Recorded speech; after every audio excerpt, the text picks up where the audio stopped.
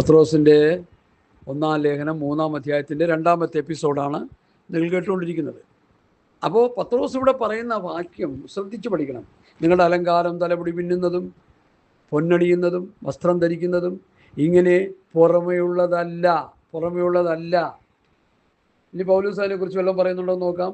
1 തീമോഥെയോസ് 1:8 മുതലുള്ള വാക്യങ്ങൾ. ആകയാൽ പുരുഷന്മാർ എല്ലായിടത്ത് കോപവും വാഗ്വാദവും വിട്ടകന്ന് വിശുദ്ധ കൈകളെ ഉയർത്തി പ്രാർത്ഥിക്കണമെന്നും ഞാൻ ആഗ്രഹിക്കുന്നു. അവണ്ണം സ്ത്രീകളും യോഗ്യമായ വസ്ത്രം ധരിച്ച് ലജ്ജാശീലത്തോടും സുബോധത്തോടും കൂടി അലങ്കരിക്കണം. പിന്നിയ തലമുടി, പൊന്ന്, മുത്ത്, വിലയേറിയ വസ്ത്രം എന്നിവ കൊണ്ടല്ല. ഇതിൽ കൂടുതൽ പറയാൻ എനിക്കറിയില്ല. പൗലൂസ് പറഞ്ഞതും പത്രോസ് പറഞ്ഞതും ഒരു മായമില്ലാതെ അങ്ങനെ തന്നെ അടുത്ത് പറയുക. ഇത് കേൾക്കുന്നവർക്ക് കേൾക്കാം, അല്ലാത്തവർക്ക് ഡിലീറ്റ് ചെയ്യുകയോ എന്ത് വേണേലും ചെയ്യാം. പക്ഷെ പറയാനുള്ള ഉത്തരവാദിത്വം എന്നിൽ നിക്ഷിപ്തമാണ്. അതുകൊണ്ട് ഞാൻ പറയുക. മരിക്കുന്നവർ അങ്ങനെ തന്നെ പറയും. അങ്ങനെ മരിക്കുന്നവർ അങ്ങനെ തന്നെ പറയാൻ വേണ്ടി മാത്രം നിങ്ങൾ എനിക്ക് വേണ്ടി പ്രാർത്ഥിച്ചാലും മതി. വേറൊന്നിനും പ്രാർത്ഥിക്കില്ല.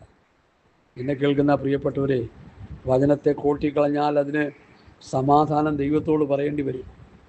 ഒരു കാലഘട്ടത്തിൽ തീവ്രമായ അനുഭവത്തിൽ നിന്നുകൊണ്ട് ഇതൊക്കെ പ്രസംഗിച്ച ഭക്തന്മാരെ ഇപ്പോൾ അതിനെ വികലമാക്കി പ്രസംഗിക്കുമ്പോൾ വേദനയുണ്ട്, ദുഃഖമുണ്ട്, വല്ലാത്ത സങ്കടമുണ്ട്. ഹല്ലേലൂയ. 1 തീമോഥെയോസ് 2-ാം അധ്യായത്തിൻ്റെ 8, 9, 10, 11, 12, 13, 14, 15, 16 വാക്യങ്ങൾ ശരിക്കും വായിച്ച് പഠിച്ചോണം. സ്തോത്രം. അവണ്ണം സ്ത്രീകളും യോഗ്യമായ വസ്ത്രം ധരിച്ച് ലജ്ജാശീലത്തോടും സുബോധത്തോടും കൂടെ തങ്ങളെ തന്നെ അലങ്കരിക്കണം. പിന്നെ തലമുടി, പൊന്ന്, മുത്ത്, വിലയേറിയ വസ്ത്രം എന്നിവ കൊണ്ടല്ല. ദൈവഭക്തിയെ സ്വീകരിക്കുന്ന സ്ത്രീകൾക്ക് ഉചിതമാവണ്ണം സൽപ്രവൃത്തികളെ കൊണ്ടത്രേ അലങ്കരിക്കേണ്ടത്. സ്ത്രീ മൗനമായിരുന്ന് പൂർണ്ണാനുസരണത്തോടെ പഠിക്കട്ടെ. മൗനമായിരിക്കാനല്ലാതെ ഉപദേശിപ്പാനോ പുരുഷൻ്റെ മേൽ അധികാരം നടത്തുവാനോ ഞാൻ സ്ത്രീയെ അനുവദിക്കുന്നില്ല. എന്താണ് അതിൻ്റെ കാരണമെന്ന് ആരും പറയുന്നില്ല ഇതുവരെ. ആദാം ആദ്യം നിർമ്മിക്കപ്പെട്ടു, പിന്നെ ഹവ്വ. ആദാമല്ല, സ്ത്രീ അത്രേ വഞ്ചിക്കപ്പെട്ട് ലംഘനത്തിൽ അകപ്പെട്ടത്. അതുകൊണ്ടാണ് അവർ ശുശ്രൂഷ ചെയ്യാൻ പാടില്ലെന്ന് പറയുന്നത്. സാത്താൻ്റെ കടിയേറ്റത് സഹോദരിക്ക, ഭാര്യ സഹോദരിക്ക. വഞ്ചനയിൽ അകപ്പെട്ടത് സാത്താൻ്റെ വഞ്ചനയിൽ അകപ്പെട്ടത് ഭാര്യ സഹോദരിയാണ്. അവളാണ് അവനെയും കൂടി വലച്ചു കളഞ്ഞത്. അത് നന്നായിട്ട് മനസ്സിലാക്കണം. അത് എന്നിട്ട് പുള്ളിക്കും കൊടുത്ത് പുള്ളിയുടെയും വിക്കറ്റ് കൊണ്ടുപോയി താത്താൻ. രണ്ടെണ്ണത്തിൻ്റെയും വിക്കറ്റ് പോകാനുള്ള കാരണം ഹവ്വയാണെന്ന് നമ്മൾ മനസ്സിലാക്കണം. പിശാചിൻ്റെ കടിയേറ്റത് ഹവ്വയ്ക്കാണ്. അതുകൊണ്ട് അവരെത്ര മാനസാന്തരപ്പെട്ട് വന്നാലും ശുശ്രൂഷ ചെയ്യാൻ വചനം അവരെ അനുവദിക്കുന്നില്ല. എനിക്കതേ പറയാൻ പറ്റുള്ളൂ. എനിക്ക് കൂടുതലൊന്നും ഞാൻ പറയുന്നില്ല. സ്തോത്രം. സ്ത്രീ അത്രേ വഞ്ചിക്കപ്പെട്ട് ലംഘനത്തിലാകപ്പെട്ടത്. അതുകൊണ്ട് എന്ത് ചെയ്യണം? എന്നാൽ വിശ്വാസത്തിലും സ്നേഹത്തിലും വിശുദ്ധീകരണത്തിലും സുബോധത്തോടെ പാർക്കുന്നുവെങ്കിൽ അവൾ മക്കളെ പ്രസവിച്ച് രക്ഷ പ്രാപിക്കും.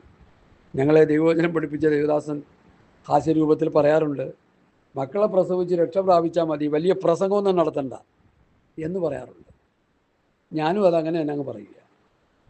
പ്രസംഗം നടത്തി മറ്റുള്ളവരെ കേൾപ്പിക്കേണ്ട. കാരണം വചനം നിങ്ങൾക്ക് വിലക്ക് തന്നിരിക്കുക.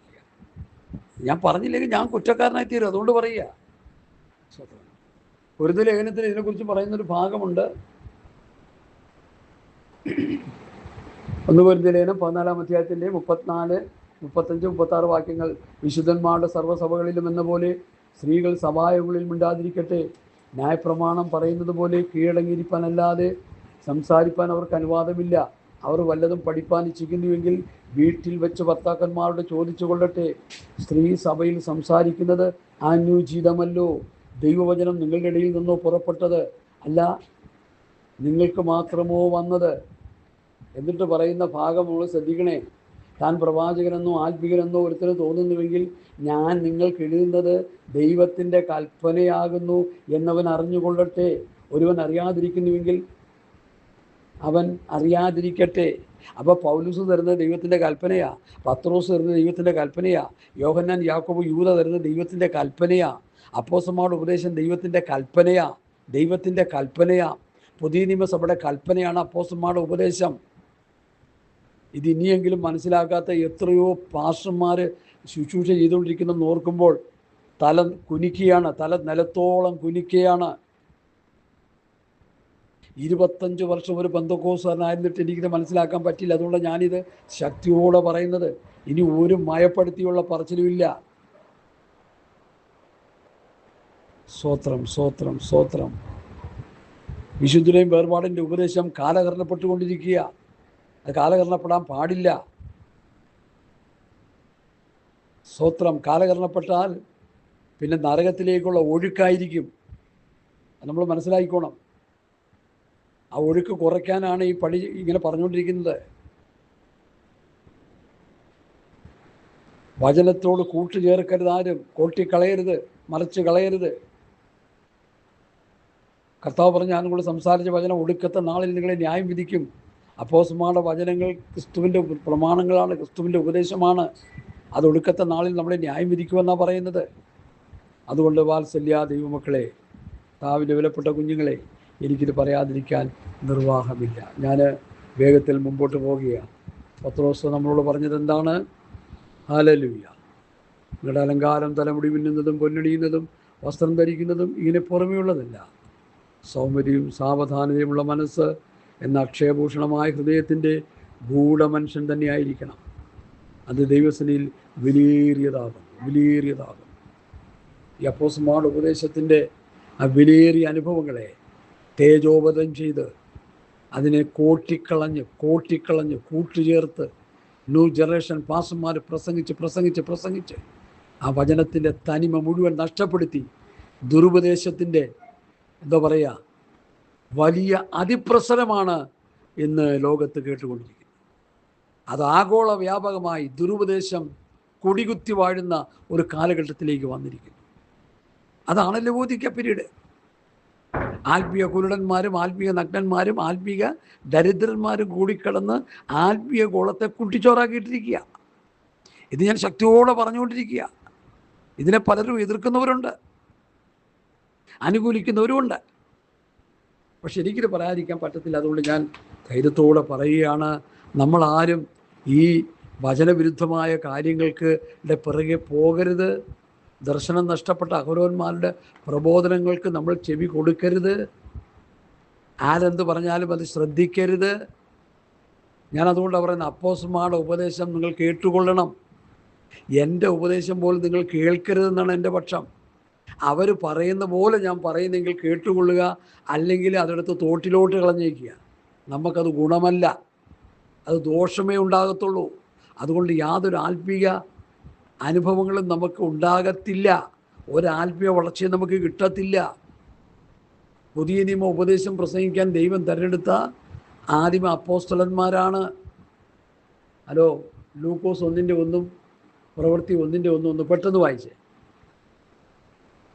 ഞാനിത് പല പ്രാവശ്യം പ്രസംഗിച്ചിട്ടുള്ള കാര്യങ്ങളാണ്. ലൂക്കോസ് 1:1 പ്രവൃത്തി 1:1 എന്താ അവിടെ എഴുതിയിരിക്കുന്നത്? വചനം എന്ത് പറയുന്നു എന്ന് നമുക്ക് നോക്കാം. ലൂക്കോസ് 1:1 പ്രവൃത്തി 1:1. ആദ്യം മുതൽ കണ്ട സാക്ഷികൾ.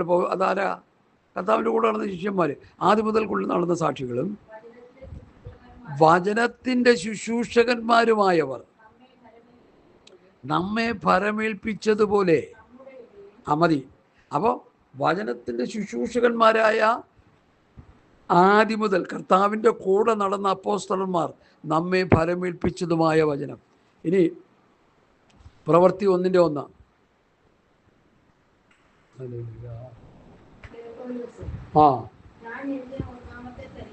ഒന്നാമത്തെ ചരിത്രം.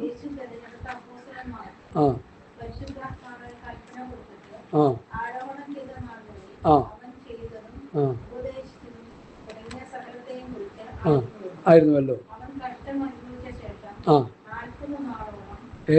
ഏതാ വായിക്കുന്നത്? പ്രവൃത്തി 1:1 വായിച്ചു. ഒന്നുകൂടി 1 വായിച്ചേ. തിയോഫിലോസേ ചരിത്രം. അതാ കിട്ടേണ്ടത്. യേശു തിരഞ്ഞെടുത്ത അപ്പോസ്തലന്മാർക്ക് പരിശുദ്ധാത്മാവിൽ കൽപ്പന കൊടുത്തു. യേശു തെരഞ്ഞെടുത്ത അപ്പോസ്തലന്മാർക്ക് പരിശുദ്ധാത്മാവിനാൽ കൽപ്പന കൊടുത്തു. നമ്മൾ പത്രോസ് അപ്പോസ്തലൻ പറയുന്ന ഒരു വാക്യം കൂടി ചേർത്ത് വായിക്കാം. സ്വർഗത്തിന് അയച്ച പരിശുദ്ധാത്മാവിനാൽ നിങ്ങളോട് സുവിശേഷം അറിയിച്ചവർ അതിപ്പോൾ നിങ്ങൾക്ക് ഗ്രഹിപ്പിച്ചിരിക്കുന്നു. അതിലേക്ക് ദൈവദൂതന്മാർ കുനിഞ്ഞു നോക്കാൻ ആഗ്രഹിക്കുന്നു. സ്വർഗത്തിൽ നിന്ന് അയച്ച പരിശുദ്ധാത്മാവിനാൽ നിങ്ങളോട് സുവിശേഷം അറിയിച്ചവർ അത് കർത്താവിൻ്റെ കൂടെ നടന്ന അപ്പോസ്തലന്മാരാ. ഒന്നുകൂടി സാധീകരിക്കാൻ യോഹന്നാൻ്റെ 1-ാം ലേഖനം 1-ാം അധ്യായം, ഞങ്ങൾ കണ്ടു, കേട്ടു, തൊട്ടു, നോക്കി. വേണമെങ്കിൽ അത് വാക്യമായിട്ട് തന്നെ നിങ്ങളൊന്ന് വായിച്ച് ഗ്രഹിപ്പിക്കുവാൻ എനിക്ക് ആത്മാവിൽ ഹേമമുണ്ട്. 1 യോഹന്നാൻ 1-ാം അധ്യായം ആദ്യം മുതലുള്ളതും ഞങ്ങൾ കേട്ടതും സ്വന്തം കണ്ണുകൊണ്ട് കണ്ടതും ഞങ്ങൾ നോക്കിയതും ഞങ്ങളുടെ കൈ തൊട്ടതുമായ ജീവൻ്റെ വചനം സംബന്ധിച്ച് ജീവൻ പ്രത്യക്ഷമായി ഞങ്ങൾ കണ്ട് സാക്ഷീകരിക്കുകയും പിതാവിനോട് കൂടെ ഇരുന്ന് ഞങ്ങൾക്ക് പ്രത്യക്ഷമായ നിത്യജീവനെ നിങ്ങളോട് അറിയിക്കുകയും ചെയ്യുന്നു. ഞങ്ങൾ കണ്ടും കേട്ടുമുള്ളത് ഞങ്ങൾക്ക് കൂട്ടായ്മ ഉണ്ടാകേണ്ടതിന് നിങ്ങളോട് അറിയിക്കുന്നു. ഞങ്ങളുടെ കൂട്ടായ്മ പിതാവിനോടും അവൻ്റെ പുത്രനായ യേശുക്രിസ്തുവിനോടുമാകുന്നു. നമ്മുടെ സന്തോഷം പൂർണ്ണമാകുവാൻ ഞങ്ങൾ ഇത് നിങ്ങൾക്ക് എഴുതുന്നു.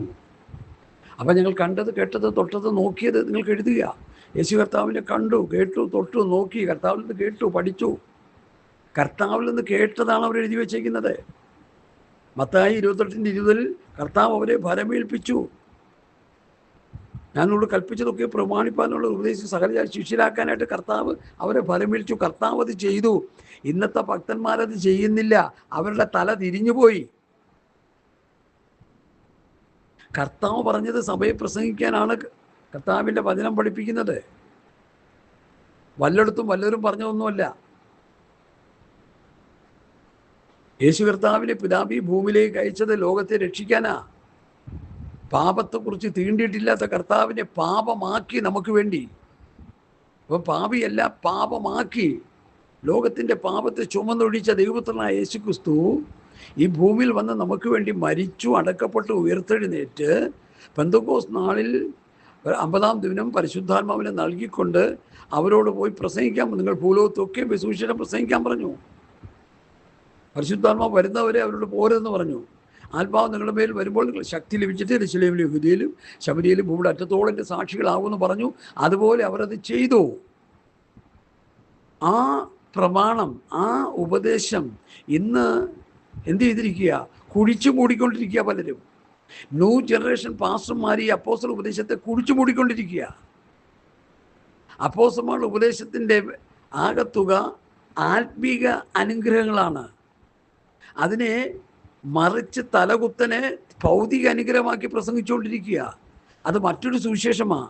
അതിൻ്റെ പിന്നിൽ മറ്റൊരു ആത്മാവാണ്. അവർ പ്രസംഗിക്കുന്നത് മറ്റൊരു ക്രിസ്തുവിനെയാണ്. ഇത് നന്നായിട്ട് നമ്മൾ മനസ്സിലാക്കണം.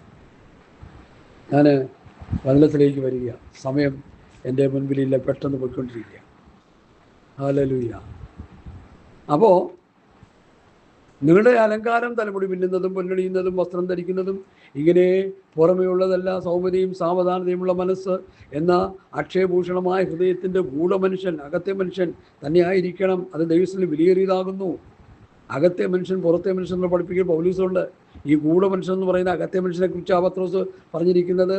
അകത്തെ മനുഷ്യനെ കുറിച്ചാണ്. ഹല്ലേലൂയ, സ്തോത്രം.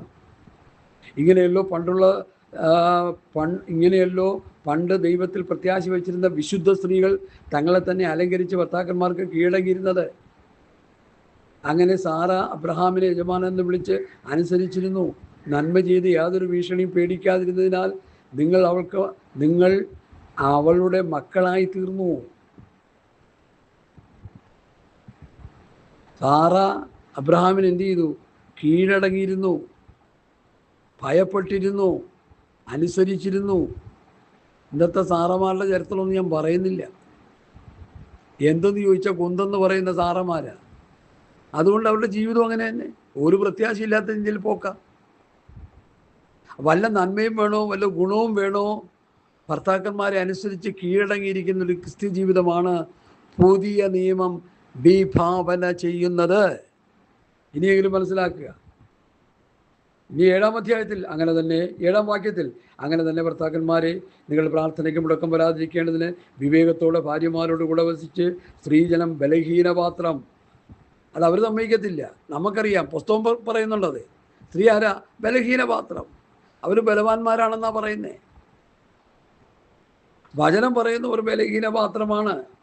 ബലഹീനപാത്രമെന്നും അവർ കൃപയ്ക്ക് കൂട്ടവകാശികളെന്നും ഓർത്ത് അവർക്ക് ബഹുമാനം കൊടുക്കണം. സ്തോത്രം. 8-ാം വാക്യം, തീർച്ചയ്ക്ക് എല്ലാവരും ഐക്യമത്യവും സഹതാപവും സഹോദരപ്രീതിയും മനസ്സലിവും വിനയബുദ്ധിയും ഉള്ളവരായിരിപ്പീൻ. ദോഷത്തിന് ദോഷവും ശകാരത്തിന് ശകാരവും പകരം ചെയ്യാതെ നിങ്ങൾ അനുഗ്രഹം അനുഭവിക്കേണ്ടതിന് വിളിക്കപ്പെട്ടിരിക്കുന്നത് കൊണ്ട് അനുഗ്രഹിക്കുന്നവരായിരിക്കും. പരസ്പരം അനുഗ്രഹിക്കുന്നവരായിരിക്കണം. അനുഗ്രഹത്തിൻ്റെ അവസ്ഥയാ ദൈവം നമുക്ക് തരും. ഈ അനുഗ്രഹം ഭൗതികമല്ലെന്ന് ഓർത്തോണം. ഇടയ്ക്കൊരു പാസ്റ്റർ പറയാം, ഞാൻ നിങ്ങളെ അങ്ങ് അനുഗ്രഹിക്കുക ഭൗതികമായിട്ട്. പുള്ളി അനുഗ്രഹിച്ച അനുഗ്രഹം ഉണ്ടാവുമോ? അല്ല, എനിക്ക് മനസ്സിലാകാമായിട്ട് ചോദിക്കുക. ചുമ്മാ അങ്ങ് അനുഗ്രഹിച്ചോളുക. പോകുന്നിടത്തൊക്കെ എല്ലാവരെയും അങ്ങ് അനുഗ്രഹിച്ചോളുക. എഫേസ്യർ 1:3 എന്താ എഴുതിയിരിക്കുന്നത്? സ്വർഗത്തിലെ സകല ആത്മീയാനുഗ്രഹത്താൽ ക്രിസ്തുവിൽ നമ്മെ അനുഗ്രഹിച്ചിരിക്കുന്ന ദൈവം അനുഗ്രഹിച്ചിരിക്കുക നമ്മളെ. പിന്നെ ഇയാളെന്തോ അനുഗ്രഹിക്കാനാ?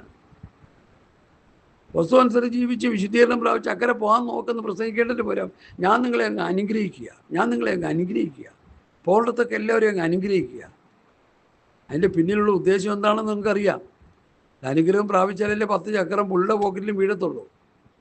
ഈ ശൈശവമായ കാഴ്ചപ്പാടുകളെ വിട്ട് യഥാർത്ഥ വചന വെളിപ്പാടിലേക്ക് ദൈവഭക്തന്മാർ വരേണ്ടത് ആവശ്യം. ദൈവം നമ്മെ അനുഗ്രഹിച്ചിരിക്കുകയാണ്. അത് ഭൗതികമല്ല, ആത്മീകമാണ്. പലസ്തീൻ നാട്ടിലെ ശിഷ്യന്മാരോട് പറഞ്ഞത്, എല്ലാ പ്രാവശ്യം പ്രസംഗിച്ചാലും അത് എനിക്ക് പറ്റില്ല. എന്ത് തിന്നും എന്ത് കുടിക്കും എന്ത് കൊടുക്കും നിങ്ങൾ വിചാരപ്പെടേണ്ട. ജാതികൾ ഇതൊക്കെ അന്വേഷിക്കുന്നു. ആകാശത്തിലെ പറവളെ നോക്കുന്നു, തയ്ക്കുന്നില്ല, കൊയ്യുന്നില്ല, കളപ്പുരയിൽ കൂട്ടിവെക്കുന്നില്ല. സർവശക്തനായ ദൈവം അവയെ പുലർത്തുന്നു. ഈ പറവജാതികളെക്കാൾ നിങ്ങളെത്ര വിശേഷതയുള്ളവർ. ആദ്യം എൻ്റെ രാജ്യനീതി അന്വേഷിപ്പീൻ, അതോടെ നിങ്ങൾക്ക് തിന്നാനും കുടിക്കാനും ഉടുക്കാനും പോകാനുള്ളതെല്ലാം കിട്ടുമെന്ന്. നമ്മൾ പുസ്തകം അനുസരിച്ച് ജീവിക്കുമ്പോൾ നമുക്ക് ആവശ്യമുള്ളതെല്ലാം കിട്ടുമെന്ന്, അതിൻ്റെ പുറകെ കിടന്ന് പായണ്ടെന്ന്. അതാ വചനം പറയുന്നേ. ഈ അടിസ്ഥാനം മറിഞ്ഞു പോയാൽ നീതിമാൻ എന്ത് ചെയ്യും? ആ പരുവത്തിലായിപ്പോയി. കർത്താവ് പറഞ്ഞ ആ ഫൗണ്ടേഷൻ, അടിസ്ഥാന ഉപദേശങ്ങളെല്ലാം തകിടം മറിച്ചിരിക്കുക. ഇപ്പോൾ മിക്കവാറും ചില സ്ഥലത്തൊക്കെ ചെന്ന് കഴിഞ്ഞാൽ പാസ്റ്റർമാരെന്താ പറയുന്നത്? വിശ്വസിക്ക്, ദൈവം നിൻ്റെ കഷ്ടത മാറ്റാൻ പോവുക, നിൻ്റെ കടം മാറ്റാൻ പോവുക, നിനക്ക് വിസ തരാൻ പോവുക, നിനക്ക് ആറ് തരാൻ പോവുക, നിനക്ക് വീട് തരാൻ പോവുക. അങ്ങോട്ട് വിശ്വസിക്കുക, ദൈവത്തെ അങ്ങോട്ട് വിശ്വസിക്കുക. ഇതെല്ലാം തരാൻ ദൈവം വിശ്വസ്തനാണെന്ന് അങ്ങോട്ട് വിശ്വസിക്കുക. പറഞ്ഞ് ഇവരെ കൊണ്ട് അങ്ങ് വിശ്വസിപ്പിച്ച് അവരെ ഭൗതിക അനുഗ്രഹത്തിൻ്റെ ആ അവസ്ഥയിലേക്ക് ഇവരങ്ങ് നടത്തുക. അതിൻ്റെ പിന്നിൽ ഒളിഞ്ഞിരിക്കുന്ന ചതി എന്താണെന്ന് ചോദിച്ചാൽ, സ്വത്രം സാത്താൻ്റെ കടന്നുകയറ്റമാണ്. ഭൗതിക അനുഗ്രഹങ്ങൾക്ക് വേണ്ടി കിടന്ന് തലയറിഞ്ഞ് പ്രാർത്ഥിക്കാൻ വേദപുസ്തകത്തിൽ എങ്ങും വാക്യങ്ങളില്ല. നീ ദൈവരാജ്യം ദൈവനീതി അന്വേഷിക്കുമ്പോൾ നിനക്ക് ആവശ്യമുള്ളത് കർത്താവ് തന്നോളൂ എന്ന പ്രമാണം. അതിന് ആദിയിൽ രാജ്യവും നീതിയും അന്വേഷിക്കണം. അതോടുകൂടി നിനക്ക് ആവശ്യമുള്ളത് ആ പാക്കേജിലുണ്ട്. അത് വീടാണെങ്കിൽ വീട്, കാറാണെങ്കിൽ കാർ, എന്തായാലും ഉണ്ടത്. അത് വിശ്വസിക്കണം. ഇന്നിപ്പോൾ കാറില്ലാത്തവന് കാറിന് വേണ്ടി കിടന്ന് തലയറിഞ്ഞ് പ്രാർത്ഥിക്കാൻ പറയുക. പഠിച്ച് നിൽക്കുന്ന കുട്ടി MBBS 4 വർഷം കംപ്ലീറ്റ് ചെയ്ത് പ്രാക്ടിക്കലും കഴിഞ്ഞ് നിൽക്കുന്ന കുട്ടിക്ക് വേണ്ടി ഒരു വിസയ്ക്ക് വേണ്ടി കിടന്ന് തലയറിഞ്ഞ് പ്രാർത്ഥിക്കുക. തലയറിഞ്ഞ് പ്രാർത്ഥിച്ച് ആ വിസ മേടിച്ച് കൊടുത്ത് കൊച്ചിനെ UK-ലോ അമേരിക്കയിലോ കൊണ്ടെത്തിച്ചാലേ പാസ്റ്ററിന് സ്വസ്ഥതയുള്ളൂ. ആ നിലവാരത്തിലേക്ക് വന്നു കഴിഞ്ഞു. പലരുടെയും ജീവിതം ഞാൻ കണ്ടുപിടിച്ച് പറയുക. കാരണം അങ്ങനെ വരുമ്പോൾ അവർക്ക് അതിൻ്റെ ഗുണങ്ങളുണ്ട്, നേട്ടങ്ങളുണ്ട്. ഇത് വചനവിരുദ്ധമാണ്. പണ്ട് ക്യാപ്റ്റൻ ശമോല് പറഞ്ഞത് ഞാൻ ഓർക്കുന്നുണ്ട്. ഒരു കുടുംബത്തിൽ ഒരു മാസം ചെന്നാൽ ആദ്യം ചെല്ലുന്നിട്ട് എന്താ ചോദിക്കുന്നത്? അവരുടെ എക്കണോമിയാണ് നോക്കുന്നത്, അവരുടെ സാമ്പത്തികം തകർന്നു കിടക്കുകയാണ്, അതിനെ പണിയാനാണ് പാസ്റ്റർ ശ്രമിക്കുന്നത്. അല്ല, ആ കുടുംബത്തിൽ ചെന്ന് യേശുക്രിസ്തുവിൻ്റെ ക്രൂശിനെ കുറിച്ച് പ്രസംഗിക്കുക. ക്രിസ്തുവിൽ കൂടി ലഭിക്കുന്ന ദൈവരാജ്യം, അതിന് തടസ്സമായി നിൽക്കുന്ന പാപത്തെക്കുറിച്ച് പ്രസംഗിക്കുക. ഞാൻ പറഞ്ഞല്ലോ, എപ്പോഴും പറയാറുള്ള ഭാഗം, മർക്കോസ് 2:5-10 4 പേര് പക്ഷപാതങ്ങൾ ചുമന്നുകൊണ്ടുവന്ന് കർത്താവിൻ്റെ മുമ്പാകെ വെച്ചതിൻ്റെ ഉദ്ദേശം എന്താ?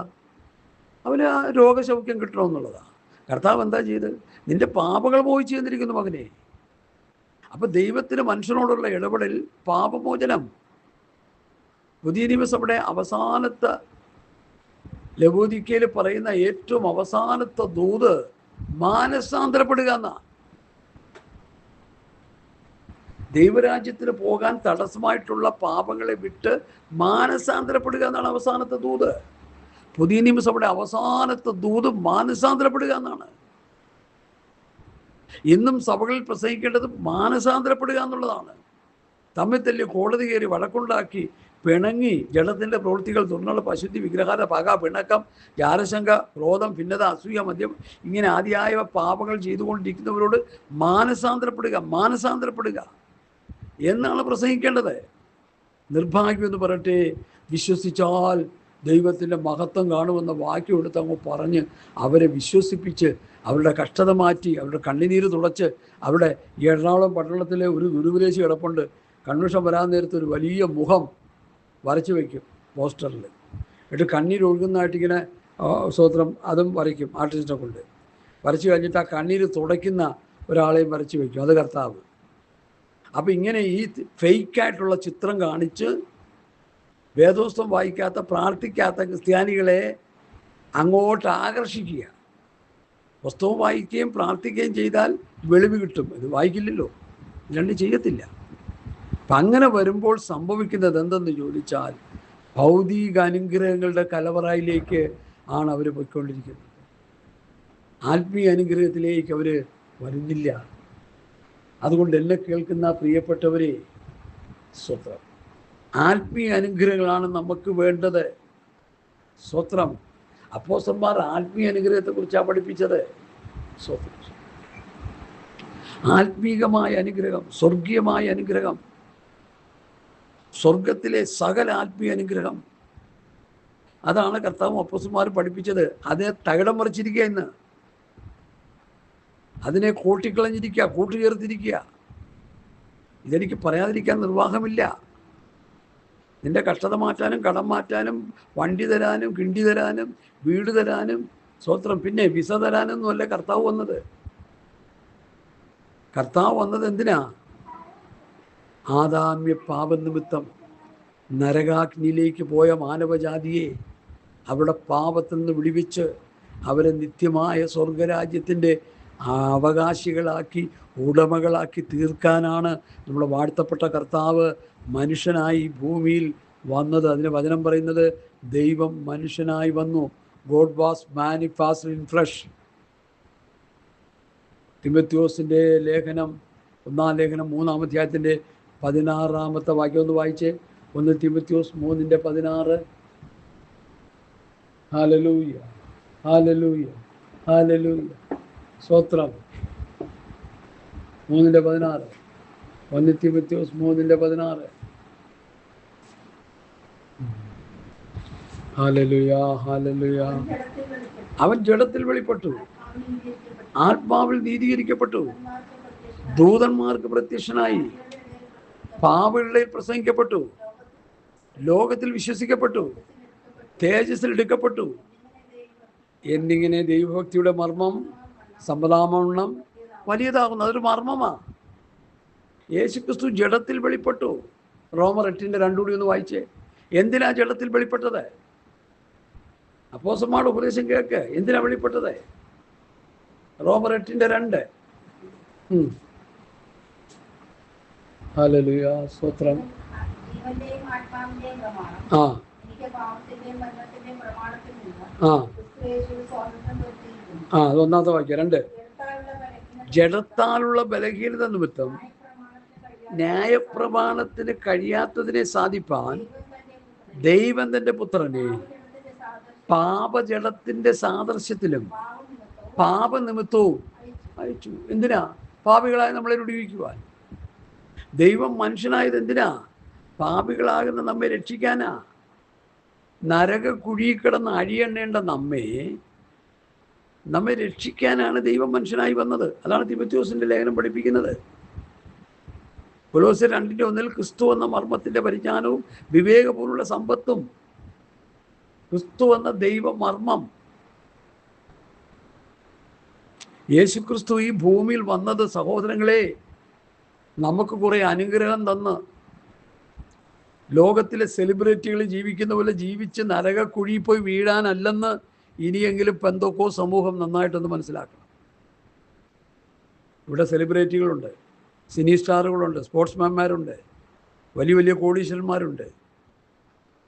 എന്നാലും ഞാനൊരു സെലിബ്രിറ്റിയുടെ കാറിനെക്കുറിച്ച് കേട്ടപ്പോൾ ഞെട്ടി തരിച്ചു പോയി.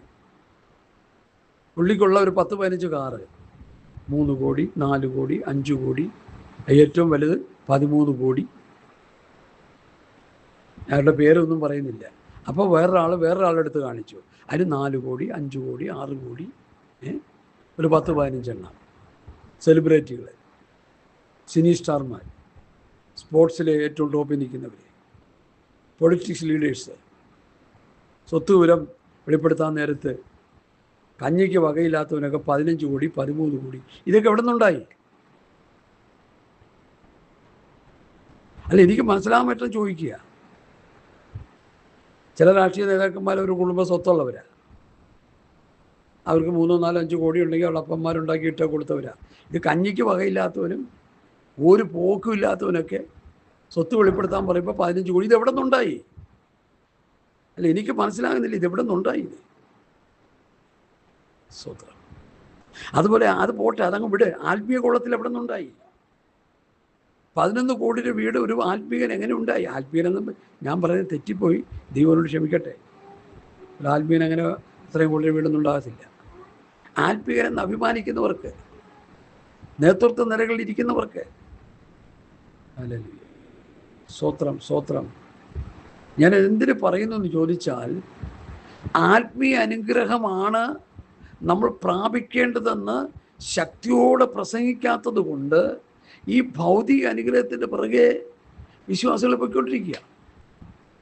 അവർ കോടീശ്വരന്മാരാകാൻ നോക്കുക. അവർ ധനസമ്പാദനത്തിന് വേണ്ടി പ്രസംഗം നടത്തിക്കൊണ്ടിരിക്കുക. ബഹുഭൂരിപക്ഷവും പ്രസംഗപീഠങ്ങളിലും ധ്വനിച്ച് കേൾക്കുന്ന മുഴുവൻ ഇത് ഫേക്ക് ന്യൂസ് ആണെന്നാണ് ഞാൻ പറഞ്ഞുകൊണ്ടിരിക്കുന്നത്. ഹല്ലേലൂയ. സ്തോത്രം. ഞാൻ പത്രോസിൻ്റെ ലേഖനത്തിലേക്ക് വരട്ടെ. തീർച്ചയ്ക്ക് എല്ലാവരും ഐക്യമത്യവും സഹതാപവും സഹോദരപ്രീതിയും മനസ്സരിയും വിനയബുദ്ധവുമുള്ളവരായിരിപ്പീൻ. ദോഷത്തിന് ദോഷവും ശകാരത്തിന് ശകാരവും പകരം ചെയ്യാതെ അനുഗ്രഹം അനുഭവിക്കേണ്ടതിനെ വിളിക്കപ്പെട്ടിരിക്കുന്നത് കൊണ്ട് അനുഗ്രഹിക്കുന്നവരായിരിപ്പീൻ. ഈ അനുഗ്രഹം എന്നുള്ള വിഷയം വന്നപ്പോഴാണ് ഇതൊക്കെ കയറി വരുന്നത്. എന്തനുഗ്രഹം? ആത്മീയ അനുഗ്രഹം, സ്വർഗീയമായ അനുഗ്രഹം. ആത്മഫലത്താലും വരത്താലും നിറയപ്പെട്ടൊരു ക്രിസ്തീയ ജീവിതം, അതാണ് അനുഗ്രഹം. 10 ചക്രം ഉണ്ടാകുന്നതല്ല.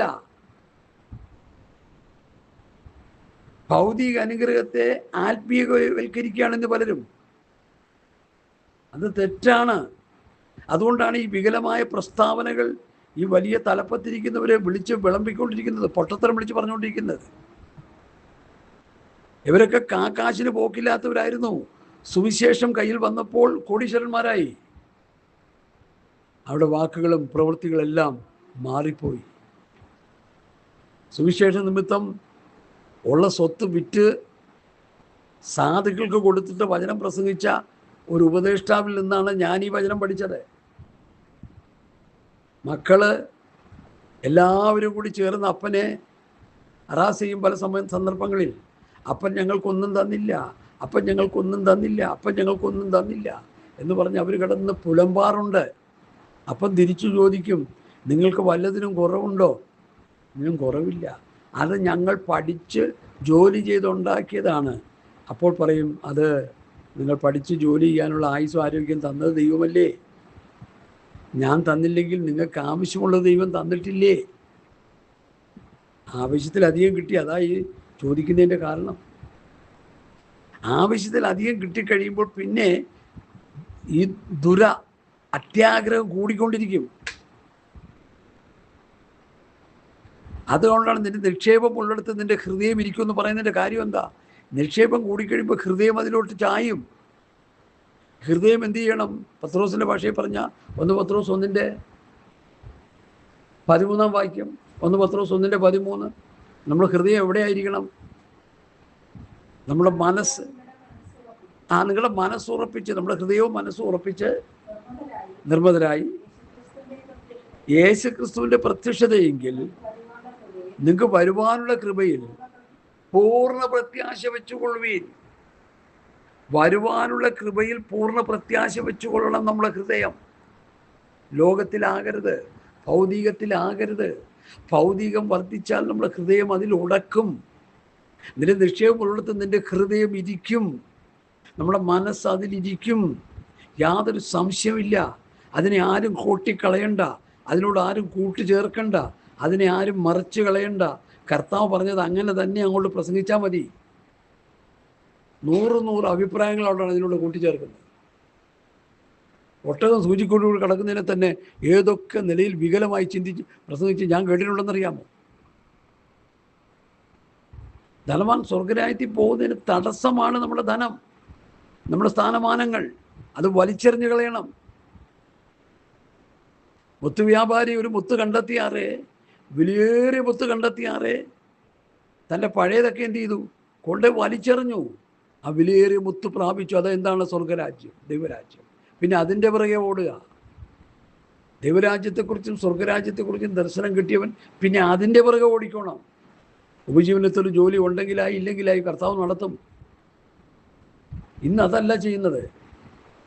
കഞ്ഞിക്ക് വകയില്ലാത്തവൻ രക്ഷിക്കപ്പെട്ട് വന്നു കഴിഞ്ഞാൽ പിന്നെ കോടീശ്വരനാകാൻ വേണ്ടിയുള്ള പ്രാർത്ഥനയും അങ്ങനെയുള്ള വചനപ്രഘോഷണങ്ങളുമാണ് അവൻ കേൾക്കാൻ പോകുന്നത്. 10 ചക്രം അവിടെ കിട്ടും, അതാണ് അവൻ്റെ നോട്ടം. സാത്താൻ അതിൻ്റെ ഇണക്കത്തിന് അതൊക്കെ ചെയ്തുകൊണ്ടിരിക്കുക. കാര്യം ഇഷ്ടംപോലെ ശൂഷന്മാർ ഇറങ്ങിയിട്ടുണ്ട്. ഭൗതിക അനുഗ്രഹത്തിന് വേണ്ടി തലയെറിഞ്ഞ് പ്രാർത്ഥിച്ച് അതൊക്കെ പ്രാപിച്ചെടുക്കാൻ വേണ്ടിയുള്ള ഉപദേശങ്ങൾ കൊടുക്കാനും. കാനഡ ഇന്നാളെ കേട്ടു, കുവൈറ്റിൽ പോകാതിരുന്നവ ഒരു പെണ്ണും പിള്ളേനെ അമേരിക്കയിലേക്ക് വിട്ടൊരു ഭാഷ എനിക്കറിയാം. സാത്താൻ വിചാരിച്ച അതല്ല, അതിൻ്റെ അപ്പുറം നടക്കുമെന്ന്. ഒരു കല്ലപ്പമാക്കി തീർക്കാമെന്ന് വിചാരിച്ചാൽ നടക്കാത്തത് ചെയ്യുന്ന സാത്താനാണ് പിന്നെ ഇതൊക്കെ നടക്കാത്തത്. സ്തോത്രം. നീ ഒന്ന് വീണ് നമസ്കരിച്ചാൽ ഇതൊക്കെ നിൻ്റേതാകും. ഏതാ? ഈ സർവ്വലോകത്തിൻ്റെ പ്രതാപങ്ങൾ. വീണ് നമസ്കരിച്ച് കുമ്പിട്ട് മേടിച്ചുകൊണ്ടിരിക്കുക. എന്നിട്ടാണ് ഈ മണ്ടത്തരങ്ങൾ വിളിച്ചു പറയുന്നത്. ഹല്ലേലൂയ. പുതിയ നിയമസഭയ്ക്ക് ആഭരണങ്ങളും അലങ്കാരങ്ങളും ആത്മീകമാണ്, അത് ഭൗതികമല്ല, ആക്ഷരികമല്ല. ഹല്ലേലൂയ.